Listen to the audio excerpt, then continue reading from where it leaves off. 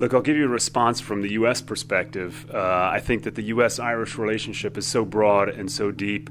The linkages go from agriculture to technology and every sector in between.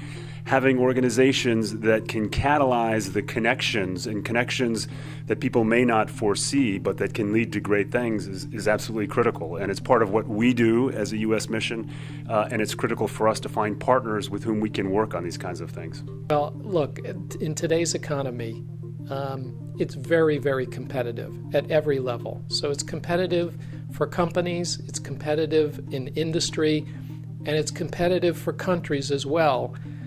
To secure the advantages and the economic development and growth that they're aiming to achieve.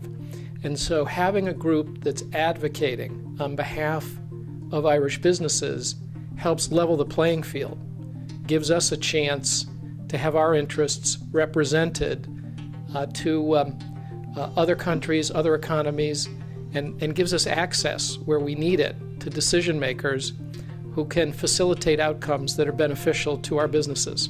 I think it's incredibly important that business people come together, have the opportunity to meet, and in the context of a small country like Ireland, connecting people into a global business community is just something that has to happen.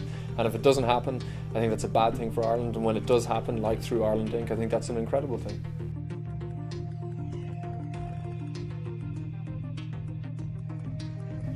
Well, I think today is a perfect opportunity for business leaders to get together, to explore and discuss and debate some of the challenges that affect Ireland going forward, and really to come up with some solutions.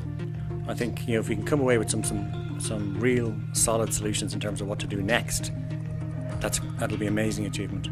I think secondly, it's apart from the platform to discuss those debates, it's also an opportunity really to showcase Ireland in terms of the recovery over the last number of months and into the future, and the good stories and the good news stories coming out of Ireland, and also position us for the future in terms of saying, listen, we're open for business, and we're looking to expand and encourage people to do more business in Ireland, and we're encouraging more companies to do more business out of Ireland.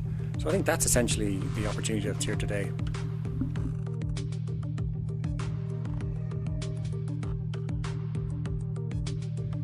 I think our reach into key global markets, I think the connection of the global Irish across some of the largest corporations in the world have laid the foundations for what we now see today.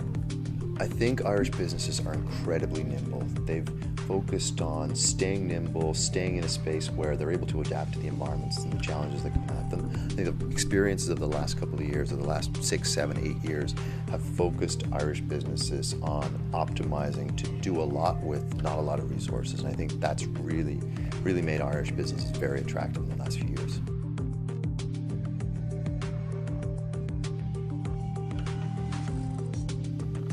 I think Ireland has a lot to offer through foreign direct investors or for multinationals. Notably, it's very much our people. I think secondly, we have a very flexible and adaptable workforce.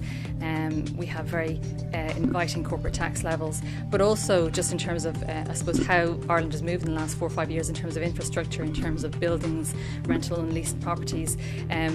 We are known to have some of the state-of-the-art buildings there. So it's collectively, it's very, very attractive. I think the big thing for ourselves is that we need to make sure and ensure that I suppose more FDI comes into the nation or into the economy. And in order to do that, we need to make sure it's a win-win from both parties, and we need to continue to attract it for all the right reasons, I suppose. So I think we have a lot to offer multinationals in general. So they're just a snippet of a few.